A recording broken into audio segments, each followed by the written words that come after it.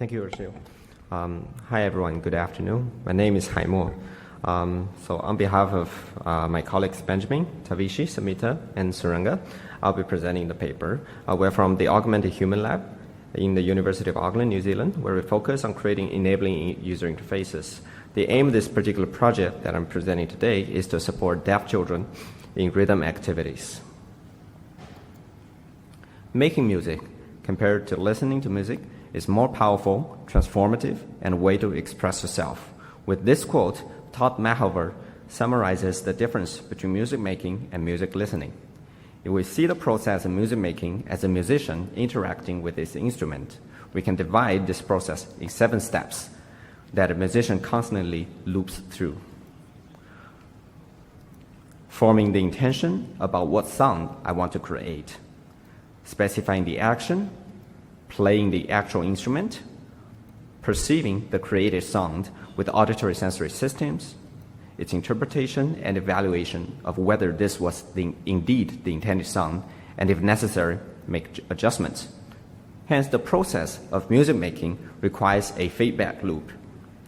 But what if the person has hearing loss, which affects the perception of music, its interpretation and evaluation? Then this gap would increase the difficulty of making music for a deaf person. What if we could use other modalities, such as visual or haptic, to represent the musical information so as to restore the feedback loop and improve the interpretation and evaluation? In some previous works, there are several examples of music visualization, such as the piano roll view, where the timbre and pitch of music elements are represented as color and vertical positions on a horizontal timeline. Another example of such visual representation is Music-Bits, where the shape of objects represents timbre. In terms of vibrotactile approaches, there has been haptic chair and emotive chair, both using surface transducers to stimulate various body parts according to the content of the music. However, to date, little is known about how these systems would affect rhythm perception, especially for deaf people. So we conducted an interview with a music teacher at a deaf school in Sri Lanka, who described challenges in teaching music to the deaf children in his school.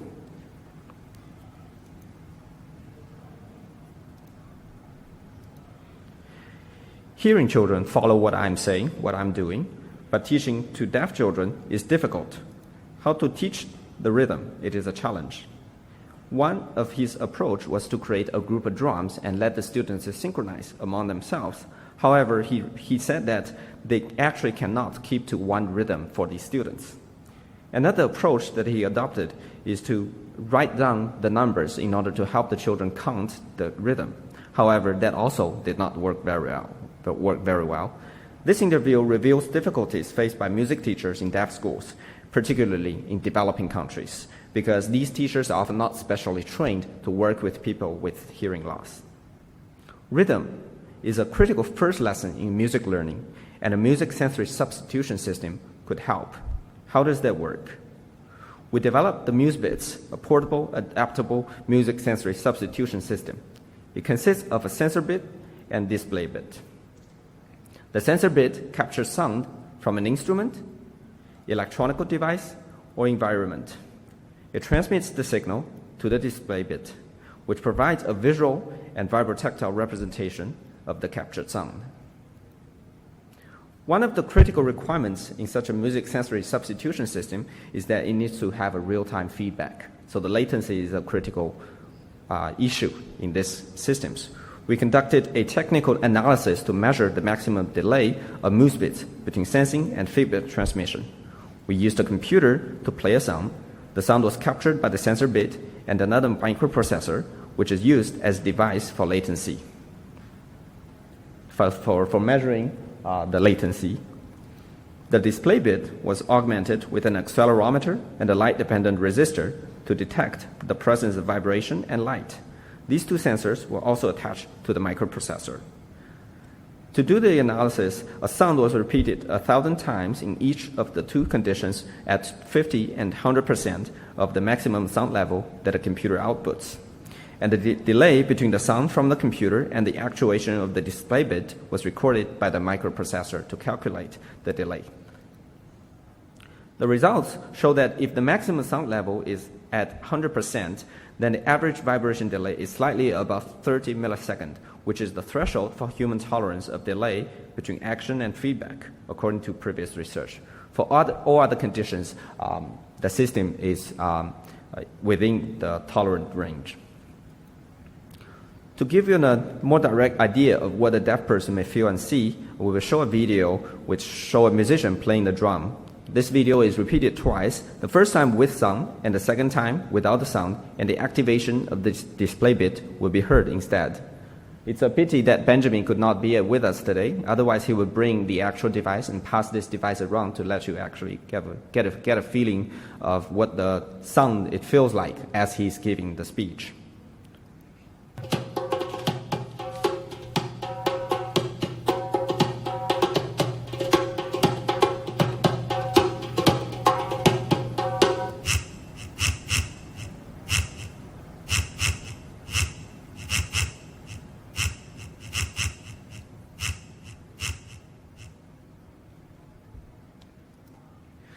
So to evaluate this system, we conducted 2 studies to investigate how well this device supports rhythm activities of deaf children.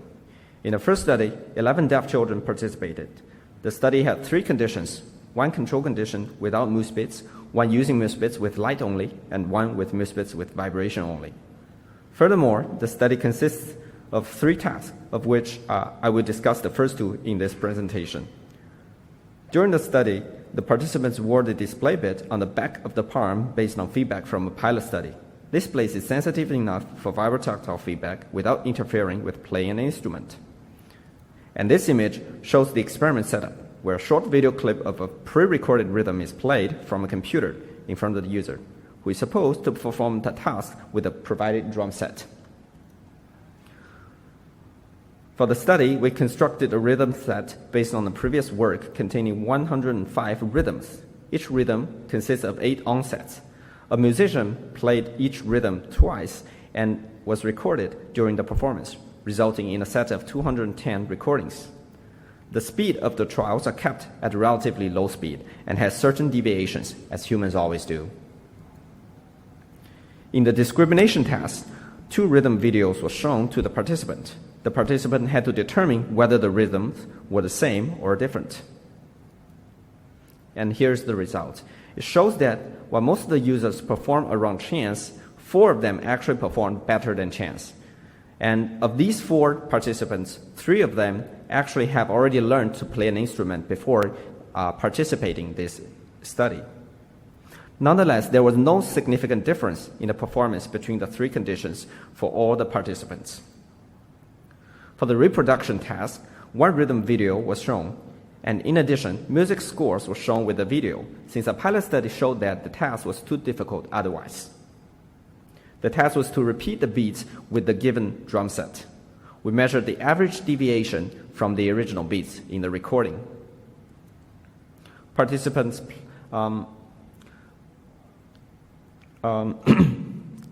Participants who are already playing an instrument, who have learned this before going into the studies, have arrived at a small deviation in terms of from the recorded videos. Only for participant 13, who is the youngest of all the participants, he seems to actually benefit from the feedback of light and vibration. Otherwise, there is no significant difference between the 3 conditions.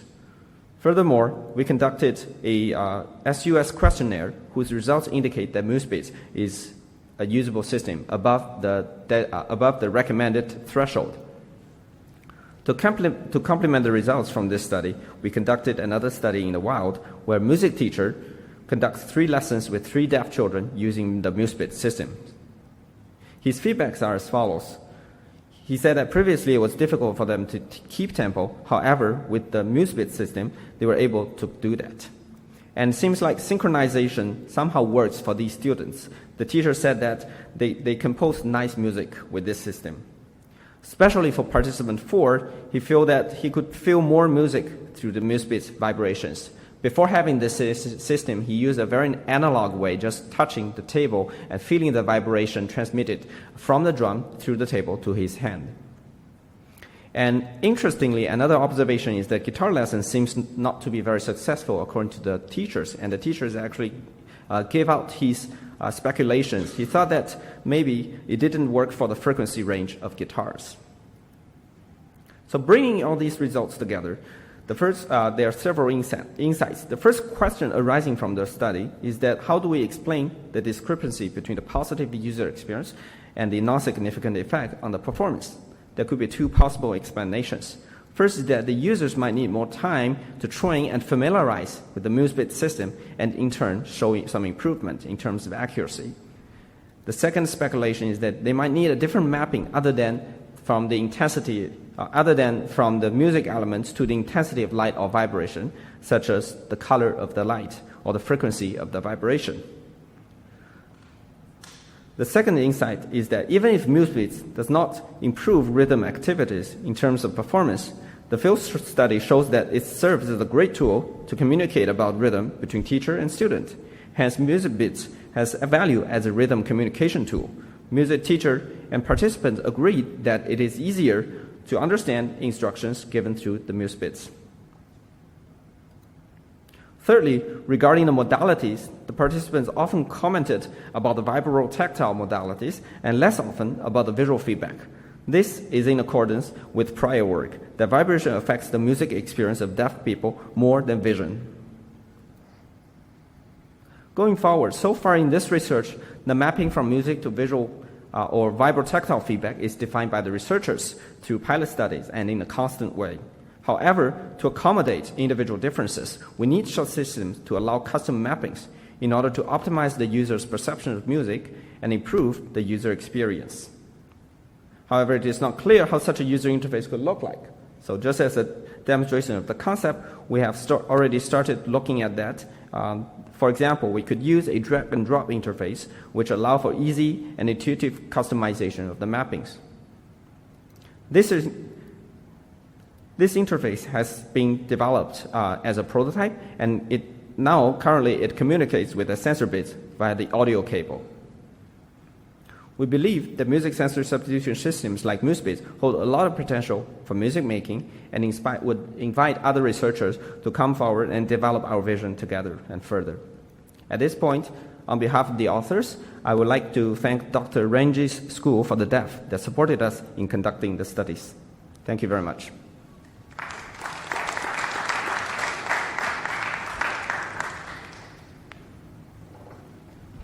Thank you for a wonderful talk. The floor is now open for questions.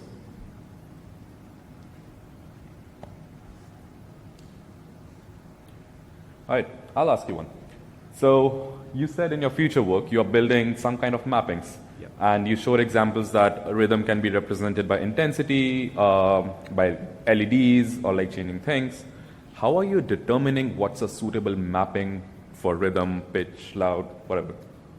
How do you make those? So the question is, how do we actually define what is a good mapping, what is a bad mapping? Yes. Is that what you asked? Yeah, okay, great. So I think the methodology would still apply if you try different mappings and just find what are the discrimination performance, what are the reproduction performance for these deaf users. And then I guess that probably takes a lot of time to do, but it's kind of worth doing that. And me, myself, I did some psychophysics studies, so I would think that would be a good starting point for such kind of exploration. Nice. Thank you. Question. So was there any exploration of polyphonic... Sorry, can you introduce yourself? Was there any exploration of polyphonic rhythm communication, or was it mainly monophonic? What do you mean by polyphonic? Well, so single channel of rhythm communication versus multiple different simultaneous rhythms being communicated. Okay, yeah, that actually adds the complexity to the problem, but that's a great problem. Thank you very much. Actually, as I know the content of the project, when they started their observational studies in the first place, they actually noticed that it's a cohort of different instruments going together. That's the final goal that they try to do. But it's very hard to do at the moment. So now the researchers have reduced their scope into just drums, different drums. But they, from the current studies, they're focusing on going after a simple, one single beat pattern. That's what I understand. To extend further, maybe just my personal thought, maybe we could map it to multiple modalities of a single device, or it could be, say, multiple devices on the same person to kind of get the idea of the symphony of the different beats. But going forward from beats to timbre, that would be another huge challenge, and I do think that is a very valid research direction. Thank you for the question. All right. Let's give a round of applause for all of our speakers. Thank you for having a wonderful session. And I think we're done. We can go out and enjoy our coffee.